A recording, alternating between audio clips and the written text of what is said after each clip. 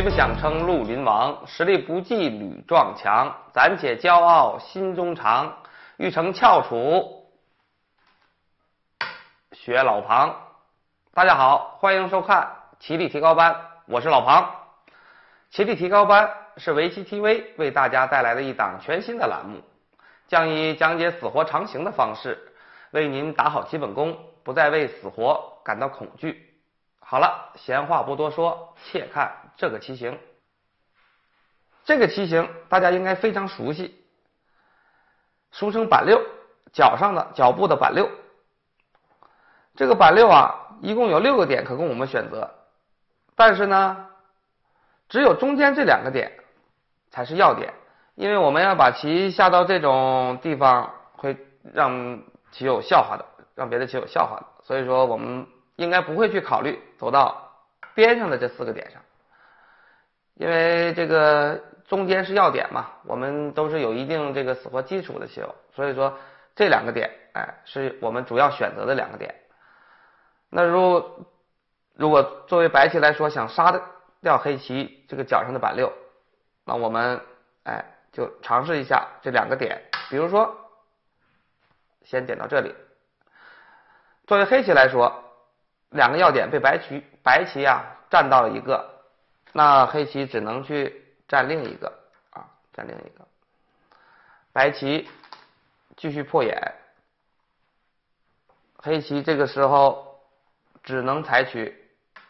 主动抛劫的这个手法来获棋。如果不抛劫的话，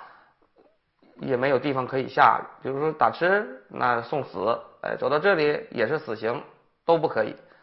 那黑棋只能是自己抛劫，但还好这个是劫活黑棋总算有活的希望和机会。好，接下来我们再看一下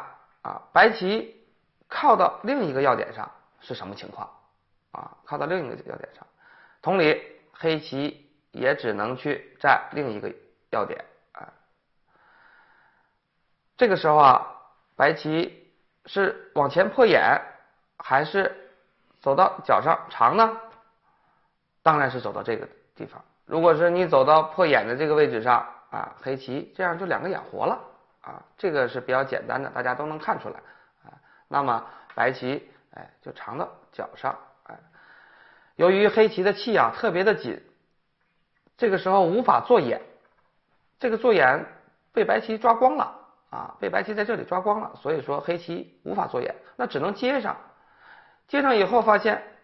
这是个死刑是个死刑，活不了了。那么黑棋也无法接上，那这个时候只能是脱先了。这个角上就已经是被白棋杀掉了所以杀掉这个板六角上这个板六要点是在这里靠这一靠由于黑棋的气特别紧，所以说这个板六就被白棋杀掉了。这个点希望我们大家记住是杀角上板六的要点